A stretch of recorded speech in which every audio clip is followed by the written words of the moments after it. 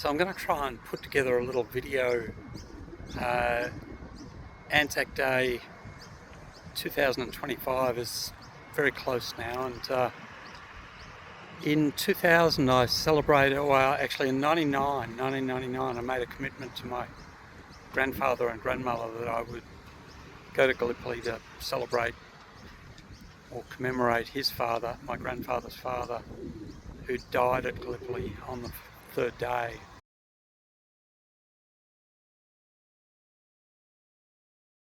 Heading north, first stop Roban, Eromuggadoo, on our way north to Darwin. Lest we forget, they came from country towns across Western Australia and New Zealand to serve their country. Next stop, Wim Creek Memorial to the Lockyer brothers. Many Aboriginal people served in both the First and Second World War. The Lockyer brothers, 5 Lockyer brothers, 2 of them gave up their lives for Australia in the Second World War. Then on to Port Hedland, to initially the memorial to Percy Gradwick, VC, from the Second World War.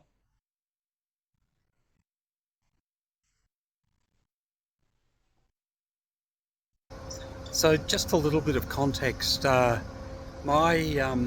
My grandparents lived on a farm between Corder and Cadoo, probably closer to Corder, and Burrican. And that farm was pretty close to ours. Actually, it was almost neighbours. So we as kids grew up spending a lot of time with my grandfather, Gordon Philip Strawn, and my grandmother, Elma Jean Walton, or Strawn, nee Walton. And yeah, we spent a lot of time with them, and they were just wonderful. They loved kids, and they had a big old country kitchen where there was always people visiting, always people there. Had a big old metal stove and always food cooking, and cakes in cake tins and biscuits, Anzac biscuits and all sorts of other biscuits there. And so it was just a lovely place. And you opened the fridge and Gran would have been across and milked the cows in the morning, and the large tray of milk would be in the fridge with a thick layer of cream across the top. And we just grew up with lots of love and kindness from these wonderful grandparents, just lovely people. So it's the story of the 85th anniversary of Anzac, or the landing at Gallipoli. So it started sort of around April 99 when Dad had a heart attack. Ian and I travelled down to Perth to be with Dad really and spend some time there. And one afternoon I called around to my grandparents' place, Gordon and Jean Strawn, dearly loved by the family. Grandpa had just come out of hospital, and he was sitting on a seat in the shower, and Gran couldn't get him up off it, and she sort of said it was heaven sent that I got around there at that time. Anyway, got him up, and he would have been 94 at that stage. And a few days later I went with Peter Benson, my mate Benno, to the Anzac Day service at Kings Park. So this is in 1999. I went to that Anzac Day service, and afterwards called around to my gran and grandpops, and I made a commitment then that I would go to Gallipoli to visit grandpops, or the grave of grandpop's father. So grandpop's father had landed at Gallipoli on the afternoon of 25th of April 1915, and he left behind 10 children back in Tujay. Yeah, so Grandpop told me he was 10 years old when the pastor rode out from 2J to tell them that their dad had died at Gallipoli, sometime in May, I think. So that life got pretty tough, I think, for him and his siblings, and especially for my great-grandmother, Ruth Allen Strawn, raising 10 children, ranging from, I think, only a couple of years old through to sort of teenagers. Was pretty tough. Anyway, later that year, I went round to,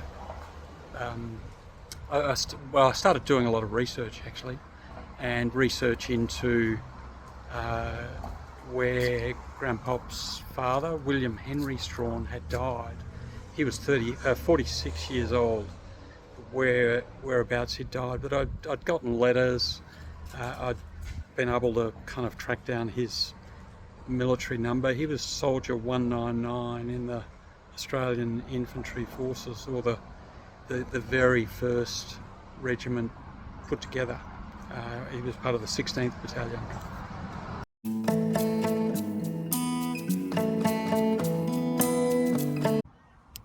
So yeah, later in the year I was, I'd been able to get hold of letters from his commanding officer saying they'd buried him on the lower slopes of a knoll he'd helped so nobly to defend. But it didn't say where. His commanding officer was effectively saying that, he expressing his condolences to Ruth Allen, and because he had so many children, and talking about his bravery. Anyway, I went round to Grandpop's place, Grandpop and Gran, and Grandpop had had a stroke in late '99. So I went round there, I think it would have been probably December, knowing that we were going, because I'd given the commitment to Grandpop that we would go to Gallipoli and celebrate his father, or commemorate his father. But he'd had a stroke and he couldn't speak, and we were sitting around the dining table, and I said to Gran, did Grandpop ever say where his father was killed at Gallipoli, where he died? She said, no, he never did. And Grandpop managed to get out Pope's, which was, Gran and I just looked at each other quite shocked really that he'd managed to get this out, because he couldn't speak otherwise. He was in a wheelchair. So that was really important, because it enabled me to think about where this knoll was that they'd buried him. Anyway, I asked Gran what she thought would be good to take to Gallipoli to commemorate Grandpop's father, and she suggested a bit of 2J stone off the farm, so off the orchard that William Henry had run. So that became a plan.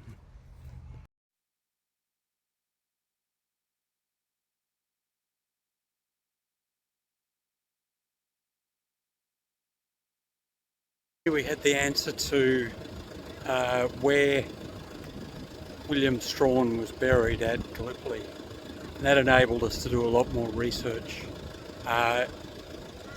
William Strawn, Australian Imperial Force Soldier 199, died on the third day there. So yeah, that was a significant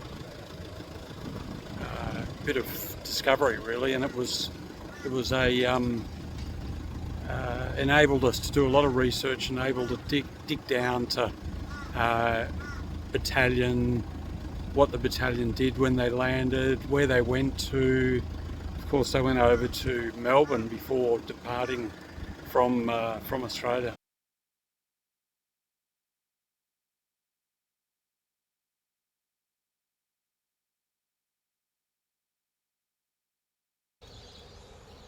So then in February 2000, Grandpop passed away, our beloved grandfather, and it made the commitment to go and commemorate him in Gallipoli even more significant. So we began planning the trip to Gallipoli luckily I got hold of a guy from Sydney who who really understood Turkey well, and Ian agreed to come along, and a couple of friends, David Gravener and Mick Williams, agreed to come along as well.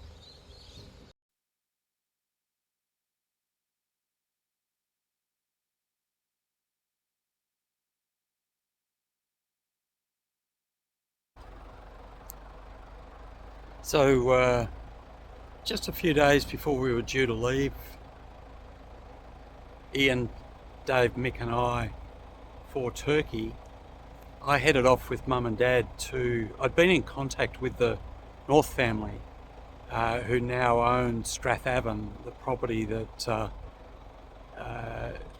William Strawn had developed as an orchard and had his house and the 10 kids lived in. There was a little mud brick place out there. The North family said, yeah, come out, grab some 2J stone. They were really very good about it. And so we set off, Mum, Dad and I, to pick up some 2J stone.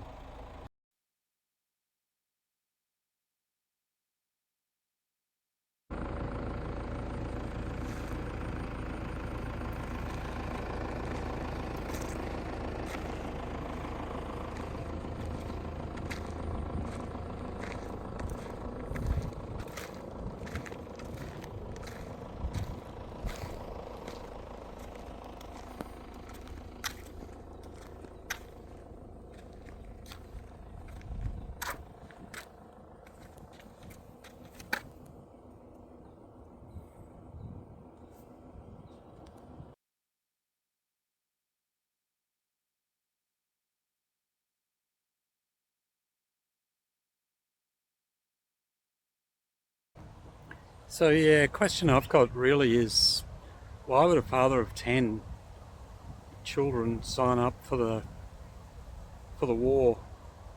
One thing I did know is that he was in the Guildford Riflemen and also the Light Horse. And Light Horse in those days, after the Boer War, there were Light Horse sprung up all over Australia, and they were really a sort of home defence force. But yeah, he was a member of that, and he signed up to, I think, train the young guys, teach them. And when he did that, not sure. I've heard stories that he was kind of, once he signed up, he had to go, and then I've also heard other stories that that he was committed to going, but as a 46-year-old, it's a very significant commitment, obviously, to leave your 10 children and your wife at home and head off. But the other thing is that I think they thought it would be over by Christmas. That was the kind of common view of that period, is that they'll be home by Christmas. Little did they know they'd be landing on the shores of a country that was actually the future leader was there. The future leader and great modern leader of Turkey, Ataturk, was there. And they were well prepared. They had the high ground, and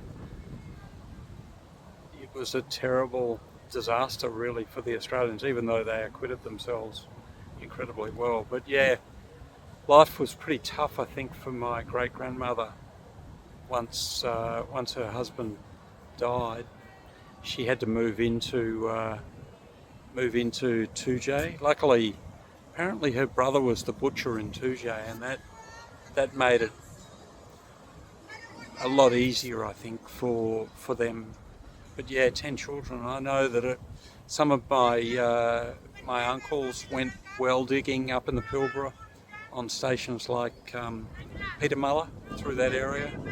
Others, had to start work, and yeah, life got pretty tough.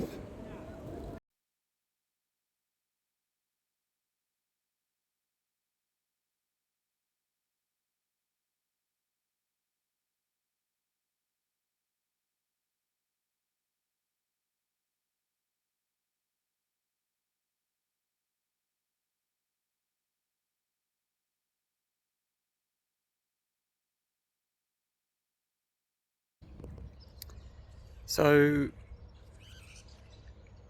Ian, Dave, Mick and I departed from Perth for Singapore and then on to Bangkok, and landed in Istanbul, checked into our room, tucked into a fair bit of duty free, and then actually I remember going to bed that night and drinking the water from the tap. Only a few days later I looked at why I had a crook stomach when I went down into what's called the cistern. It's where the water for Istanbul is stored, and it's built in the Roman times, so there's fungi and all sorts of things. And anyway, I ended up with quite a kind of bug. But we stayed at a place called the Kybali, which incredibly was one of the brothers that owned it was originally from, he'd worked in Port Hedland a long time before, maybe 15 years before, so back in the 80s or 70s. So yeah, we stayed there in this beautiful little hotel. It's in the Horn of the Bosporus, or Istanbul, in old Istanbul. Beautiful place. We stayed there, lots of lanterns hanging from the ceiling. Interestingly, I stayed there again in 2015 when I went back for the 100th anniversary.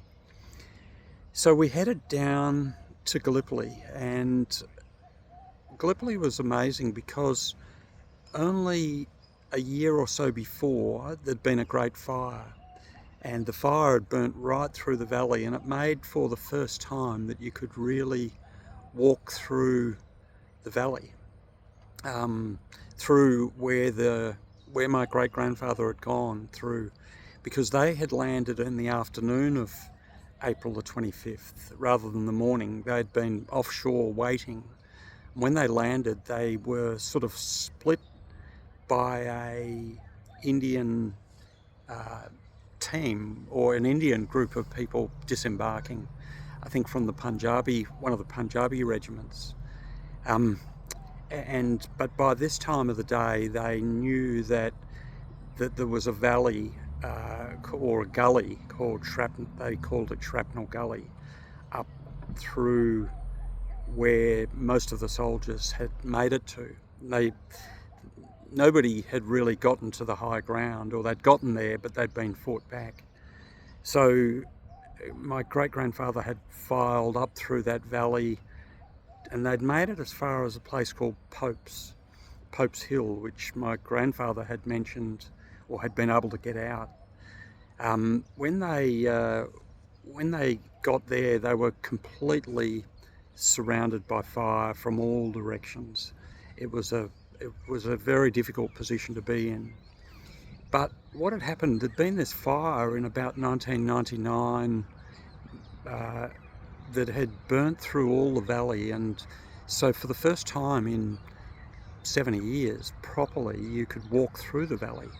So we were able to walk up through Shrapnel Gully, where John Simpson had walked hundreds of times with his donkey, and where my great-grandfather had gone. And then when we walked up through there, because of the fire, there was very little of these long trailing vines. There's a really nasty vine, a lot like a rose in Gallipoli, and a lot of those had been burnt out, so we were able to get through. It would have been a terrible climb for my 46-year-old great-grandfather. But when we were walking through there, at Quinn's, there was a body of because of the fire, the land, which is very sort of yellowish sand, had subsided on one side of Quinn's, and out of that was sticking it uncovered a soldier, probably from the 8th or the 10th Light Horse Brigade, who had come there to reinforce a few weeks after the landing. So all sorts of shrapnel, really. Mick found 2 bullets that had hit in mid-air and fused, welded together. There was a lot of these clay drinking gourds that they obviously used, and shrapnel all through, because it hadn't been picked over thoroughly because it was inaccessible. So we made our way through, and it was a slog. Even after the fire, we made our way through and got to the end of, well, where we thought the Pope's hill was, where they might have buried him on a knoll, and we placed this piece of 2J stone. And when we placed it, I remember seeing in my mind's eye the kind of Australian all encamped through there. But Ian recited one of William Strawn's poems. He was a poet, and so, but also very patriotic. And Ian recited one of the poems, and we left the poem, Ian had it laminated, with the piece of 2J stone at the site, which was just a deeply moving day. And then back to our hotel, and then we attended the service. It was a midnight, we left at midnight to go to the service, because it was such a heavily impacted, so many people going there for the 85th anniversary. Grow old. Age shall not weary them, nor the years condemn. At the going down of the sun, and in the morning, we will remember them. We will remember them.